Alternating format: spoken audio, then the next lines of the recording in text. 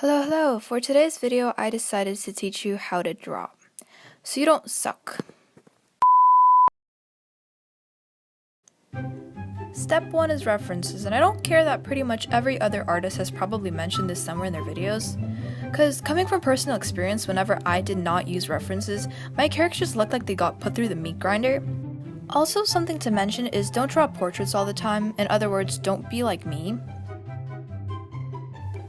Step 2 is guidelines in anatomy, and I have to admit that the word anatomy does sound pretty intimidating for beginners, but honestly it's really not that hard. So to start the guidelines, roughly draw a circle, then add a line down the middle. This will mark the center of the face. Then add the chin and the neck.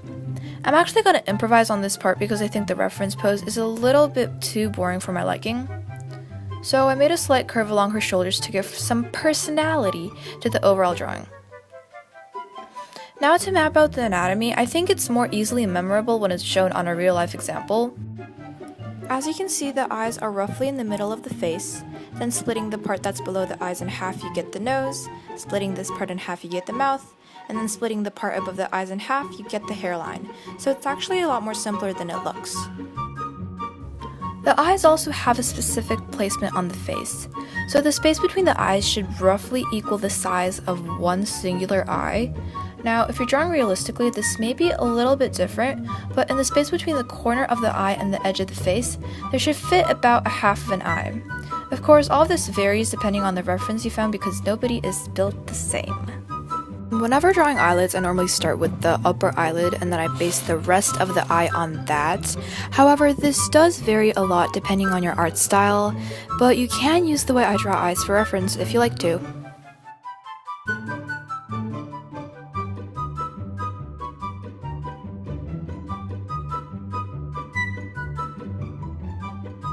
Step 3 is the face, and whenever I roughly draw the nose, I draw this triangle sort of thing, because I feel like it helps me imagine the placement of it on the face.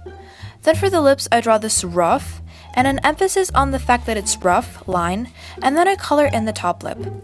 To mark the bottom, I do this stroke, which could also act as a shadow in the future. Step 4 is the hair. And I've got to be honest that I have absolutely no idea on how to explain it. All I can say is pretend you're drawing rough bananas coming from a certain point on the head. Step 5 is cleanup. The only thing that there really is to do here is the fact that you just clean up the rough sketches you made. That's basically it. And I also have to mention that I never do line art. I kind of found out it doesn't work for me because after I attempted it once, I wanted to quit altogether. So yeah, that's basically it. Step 6 is coloring, and I put together the whole entire coloring process into one section because most of the time I work on everything simultaneously.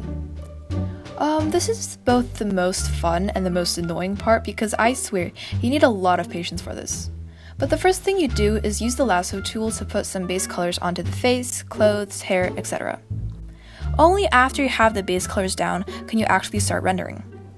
For the face, what I do is I determine whether the skin tone is a warm or a cold shade. If I'm drawing someone with the warm skin tone, I go for a more reddish pink for the blush.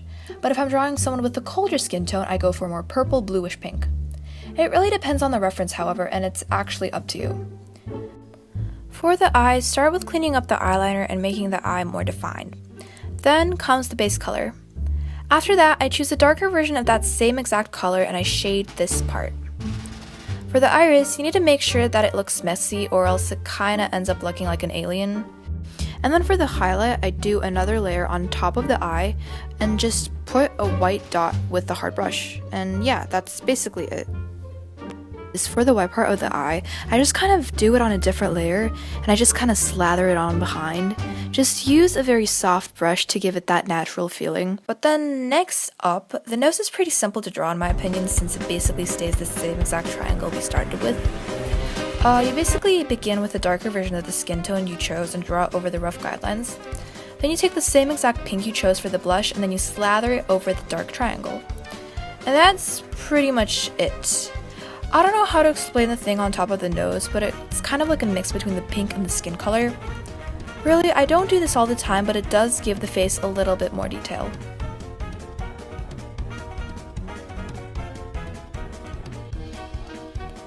For the lips, you take the same exact color you used for the blush and start with the upper lip.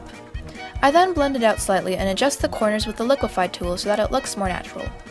You do the same thing with the bottom lip and adjust it how you like.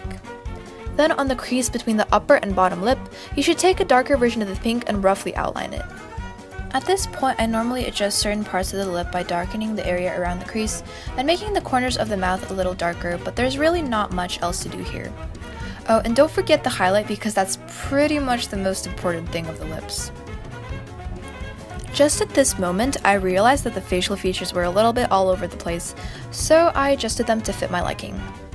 My favorite thing about Clip Studio Paint is the fact that they have so many brush patterns for so many different things, it actually saves me a lot of time. Like this brush I found makes drawing freckles so much easier. Just look at that. Anyway, for the clothes, I'm not really gonna go into much detail because that's probably gonna be done in another video, but here's the speed paint if you want it. Now for the hair, I have to be honest that I've never actually drawn blondes, so I really struggled on this. But my usual tactic is to determine what parts of the hair are darker and which are lighter, and then I block out the colors very roughly. Then I take a different layer and outline the different hair sections as well as add more shadows. I feel like the hardest part for me to draw is the hair, and I honestly don't know how to explain this, but just deal with me for the time being.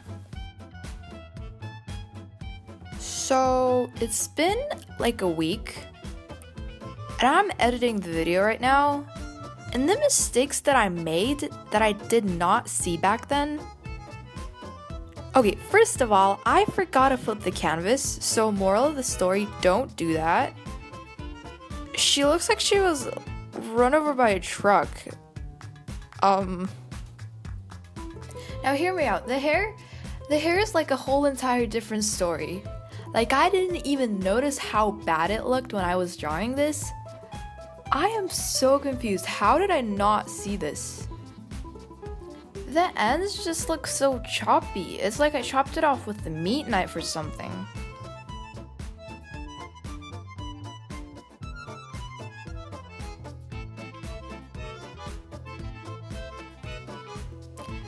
I think I fixed it. I think. It definitely looks better, so I guess that's fine. Anyway, I hope you enjoyed the video, and feel free to drop down some recommendations for what I should do next. And yeah, I'll see you there.